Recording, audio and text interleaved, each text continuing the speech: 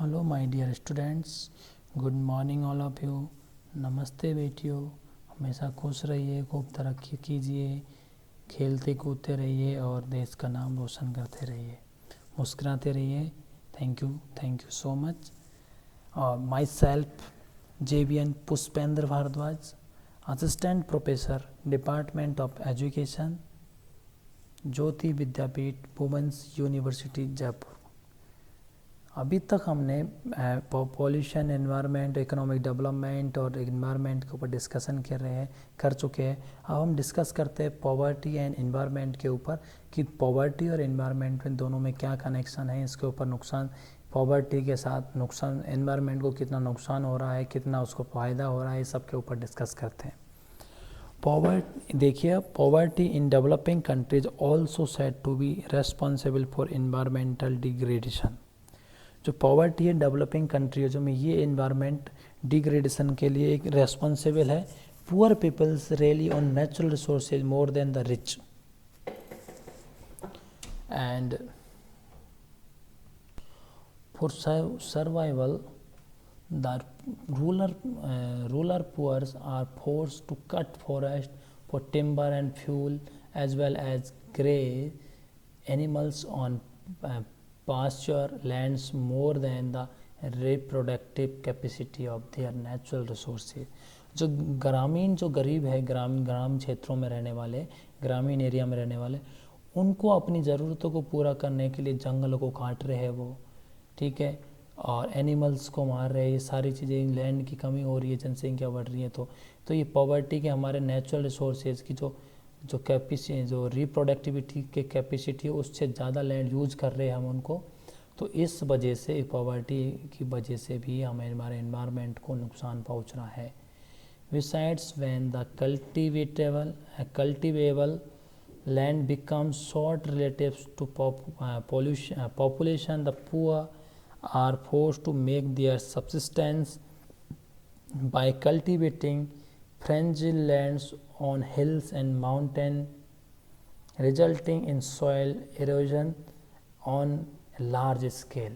और जब भूमि की कमी हो रही है, पॉपुलेशन बढ़ रही है, तो गरीब लोग क्या कर रहे हैं, पहाड़ों में जा रहे हैं, पहाड़ियों पे जा रहे हैं, और वहाँ की ज़मीन को, जंगलों को काट कर के, वहाँ पर जो जंगल है उनको काट करके, ज़मीन को साफ करके, प्लान करके अपने लिए यूज कर रहे हैं उसको। इससे ज़मीन, भूमि के और मिट्टी के अपरदन का खतरा बढ़ जाता है, मिट्टी ढहने लग जाती है, पहाड़ ढह जाते हैं। It is such environment that poverty becomes a vicious circle. Poverty leads to land degradation and land degradation accelerates the process of empowerment because the poor people depends directly on exploitation of natural resources on which property rights are not properly assigned। गांवों के जो लोग हैं, जो लोग हैं, poor लोग हैं, वो डिपेंड स्पेशली नेचुरल रिसोर्स पे ही डिपेंड है। तो नेचुरल रिसोर्स पे डिपेंड होने की वजह से वो इतना, जनसंख्या बढ़ गई अपनी, और उनके पास गरीबी इतनी है, गरीबी की वजह से वो अपनी गरीबी को दूर करने, अपनी आवश्यकताओं को पूरा करने के लिए नेचुरल रिसोर्सेज का एक्सप्लोटेशन करते हैं, डायरेक्ट एक्सप्लोटेशन करते हैं। और जब एक्सप्लोटेशन करेंगे तो इतना करते हैं वो उसका एक्सप्लोटेशन कि जंगल, जितनी नेचुरल रिसोर्सेज है, उनकी रीजनरेशन की जो कैपेसिटी, उससे ज़्यादा उसका यूटिलाइजेशन करते हैं वो। तो ये हमारे एनवायरनमेंट को नुकसान है।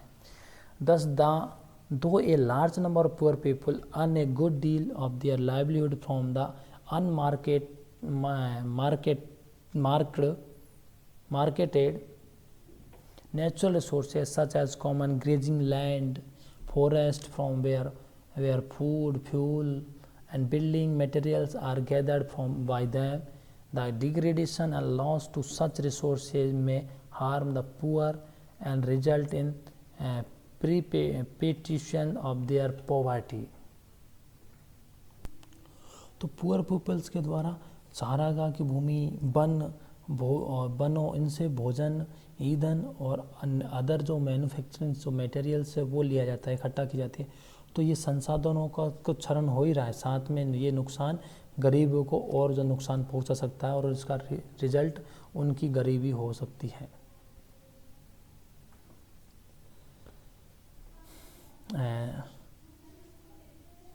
Thus a mention above in the use of natural resources by the poor, the vicious circle of poverty operates. It is important to note that the poorest in our society will suffer most if we use our resources unsustainably, as their lives and livelihood depends very directly on water, land, sea and forest.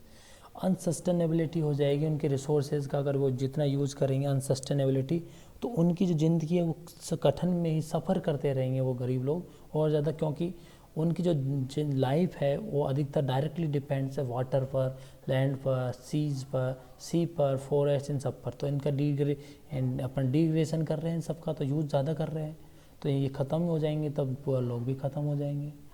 However it is important to note that it is often the poor who suffer most from the consequence of pollution and environment degradation. Unlike the rich, the poor cannot afford to protect themselves from contaminated water in these sites. In the cities, they are more likely to spend much of their time on the streets breathing polluted air. In rural area, they are more likely to cook upon fires of woods, on dung, inhaling dangerous fumes. Their lands are more likely to suffer from soil erosions. तो मैंने जैसा कि आपको ऊपर बताया कि गरीब natural source पर डिपेंड है। अगर नेचुरल सोर्सेज का ज़्यादा उपयोग हो जाएगा तो गरीबी का एक सर्कल शुरू हो जाएगा, दुचक्र सर्कल शुरू होगी, जो दुष्चक्र होगा, गरीबी और ज़्यादा बढ़ेगी, उसमें गरीब लोगों को और ज़्यादा नुकसान हो जाएगा, पीड़ित हो जाएंगे वो, उनकी आजीविका, जीवन, ये सब जंगलों, पहाड़ों, समुद्रों, उनके पानी के ऊपर डिपेंड है। तो अक्सर हमने देखा होगा कि जो गरीब लोग होते हैं प्रदूषण और पर्यावरण क्षरण के परिणाम अधिक पीड़ित है, उनको सबसे ज़्यादा, क्योंकि अमीरों के कंपेरिजन करें तो गरीब लोग उनके पास रिसोर्सेज नहीं है, इतने रिचर लोग नहीं है वो, तो आरओ का पानी पी सके, वो ऐसा नहीं हो सकता। और साथ में जो ये गरीब लोग हैं शहर में जाते हैं तो ये सड़क पे अपना जीवन बिता देते हैं, प्रदूषित हवा होती है वहाँ। तो आपने रूरल एरिया में देखा होगा कि वहाँ गोबर, लकड़ी, इन सब से भोजन बनाया जाता है, तो और भी खतरनाक चीज़ है ये। और साथ में जो मिट्टी का उपयोग होता है, भूमि के कटाव से भी पीड़ित होते हैं ये लोग। तो जितना एनवायरनमेंट को नुकसान पहुँचेगा ये पॉवर्टी, जितना हम पॉवर्टी को दूर करने के लिए सोर्सेज का उपयोग जितना ज़्यादा करेंगे तो वो गरीबी के लिए और ज़्यादा दुष्चक्र शुरू हो जाएगा और गरीब लोगों को उससे ज़्यादा नुकसान होने वाले। Therefore the steps of protect the environment from distraction and degradation must be accompanied by the measures to eradicate poverty of the people who depends on the natural resources for their livelihood. Todaro and Smith rightly writes, for environmental policies to succeed in developing countries, they must first address the issues of landlessness, poverty and lack of access to institutional resources, insecure land tenure rights, lack of credit and inputs and absence of information often prevent the poor from making resource augmenting investment that would help preserve the environmental assets from which they derive their livelihood.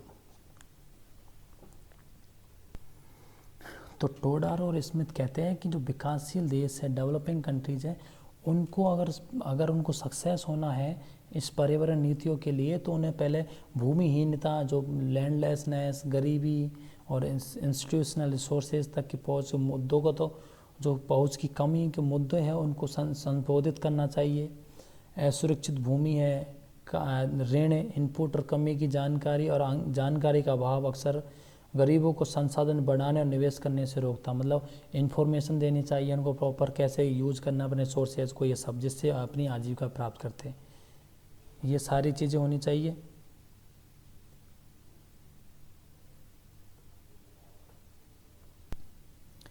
This requires sound environmental policies which attempt to conserve the natural resources and help the poor to use them properly so that forest over it not destroy land and not degrade it through soil erosion and its fertility. It mentioned with growing population the poor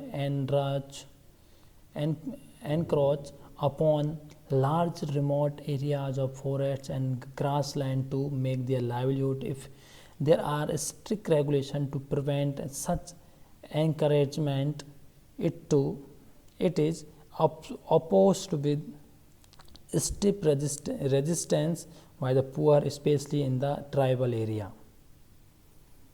तो इसके लिए हमें क्या ध्वनि बड़ी मजबूत और पर्यावरण नीतियों की आवश्यकता होती है इन सब के लिए कि कैसे मदद करें उनके लिए। और जो प्राकृतिक संसाधनों के हमें ऐसी नीतियाँ बनानी होंगी जो हमारे नेचुरल रिसोर्सेज हैं उनके प्रिवेंशन के लिए जो कोशिश करे और गरीबों को उचित उपयोग करने में हेल्प करे ताकि वन नष्ट नहीं हो, मिट्टी के जो कटाव है वो नहीं हो, भूमि का क्षरण नहीं होगा और इसकी जो भूमि की उर्वरता होती है वो बनी रहेगी। बढ़ती जनसंख्या के साथ साथ गरीबों ने अपनी आजीविका बनाने के लिए जंगल और घास के बड़े मैदान दूर दराज अतिक्रमण किया है। इसी अतिक्रमण को रोकने के सख्त नियम है तो गरीबों द्वारा कठोर प्रतिरोध का विरोध किया जाता है। खासकर आदिवासी क्षेत्रों में विरोध किया जाता है। कोई भी चीज़ को अगर हम गवर्नमेंट के द्वारा पॉल्यूशन, क्योंकि अतिक्रमण करते हैं क्योंकि अपनी आवश्यकताओं को पूरा करने के लिए अतिक्रमण करते हैं ये, और अतिक्रमण करेंगे तो उनको वहाँ से हटाएंगे तो ये उन चीज़ों का विरोध करते हैं, तो जो कि गलत है, इन्वायरमेंट को नुकसान भी पहुँचा रहे हैं, उनको हटाए भी नहीं, ऐसा होता है क्या। तो हमें ऐसी नीतियाँ बनानी चाहिए जो इन्वायरमेंट को कम से कम नुकसान पहुँचे और गरीबों की भी वो सहायता कर सके, ऐसी हमें नीतियाँ बनानी चाहिए।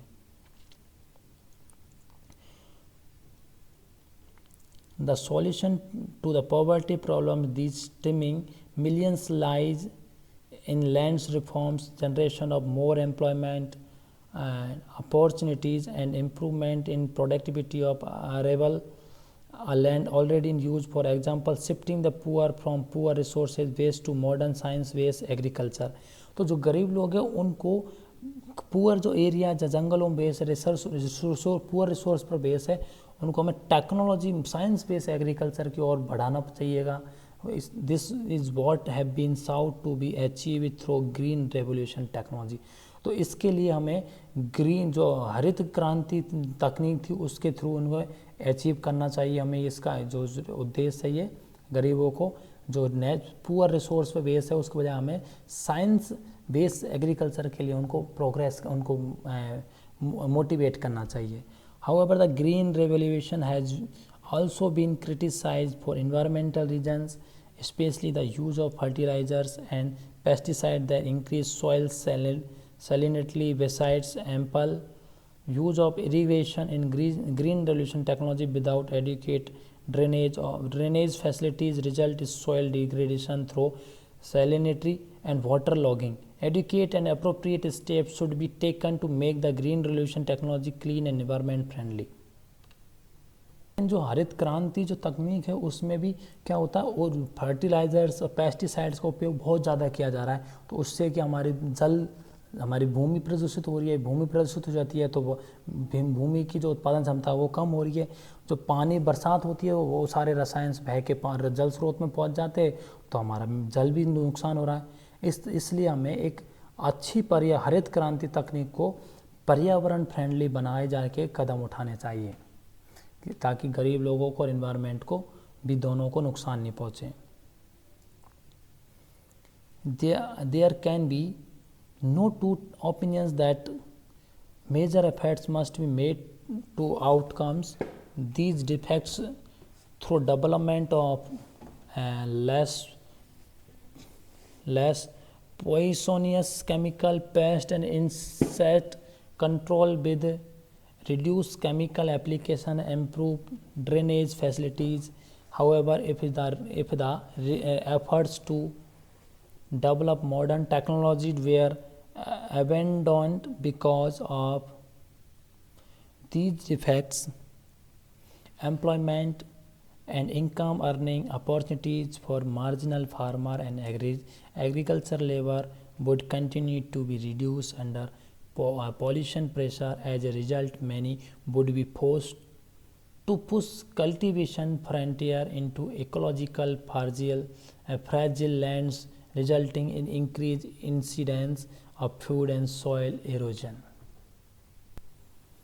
तो जो जहरी अपने जो पेस्टिसाइड्स हैं, कीट है, अपने कीटों को नुकसान कंट्रोल करने के लिए जो चीज़ें हैं, तो हमें इस तरीके से अनुपयोग होने चाहिए। जल निकासी सुविधा के विकास के माध्यम से इन दोषों को दूर करना चाहिए। हमें प्रॉपर जो जल भर जाता है उसको ऐसी जगह जाने चाहिए कि जल में वो नहीं मिल पाए, और आधुनिक तकनीक को विकसित करने के प्रयासों को छोड़ दिया गया।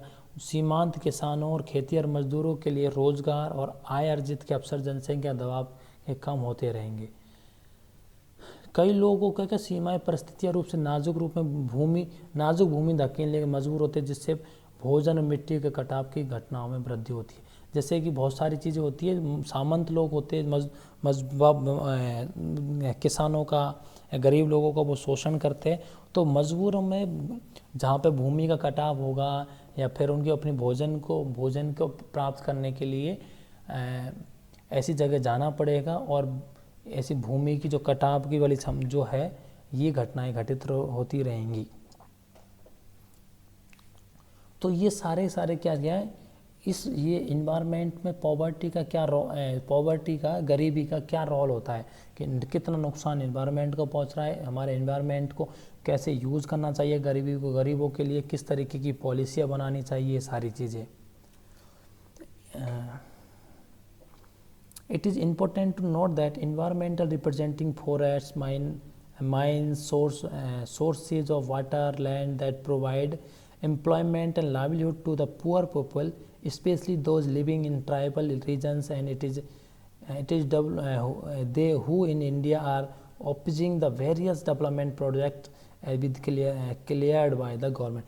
गवर्नमेंट को इन सब चीज़ों के लिए, गरीब लोगों के लिए इन्वायरमेंट रिसोर्सेज वगैरह है, अपने इन्वायरमेंट रिसोर्सेज है, नेचुरल रिसोर्स, इन सब के लिए अलग से प्रोजेक्ट्स का डेवलपमेंट करना चाहिए, और क्लियरली गवर्नमेंट पॉलिसीज बनानी चाहिए।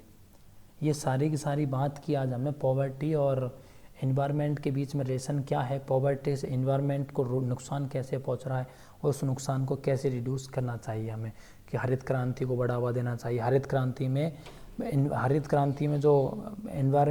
क्रांति भी इन्वायरमेंटल फ्रेंडली होनी चाहिए। गवर्नमेंट के द्वारा भी नेचुरल रिसोर्स पे ध्यान देना चाहिए, गरीबों के लिए योजनाएं बनानी चाहिए, इन्वायरमेंट के डेवलप करने के लिए भी कुछ प्रोजेक्ट बनाने चाहिए। इस तरीके से एक हमें पॉवर्टी और डेवलपमेंट एनवायरनमेंट के ऊपर डिस्कस किया। नेक्स्ट क्लास में नेक्स्ट टॉपिक के साथ मिलेंगे बच्चों। Thank you so much. Enjoy your day.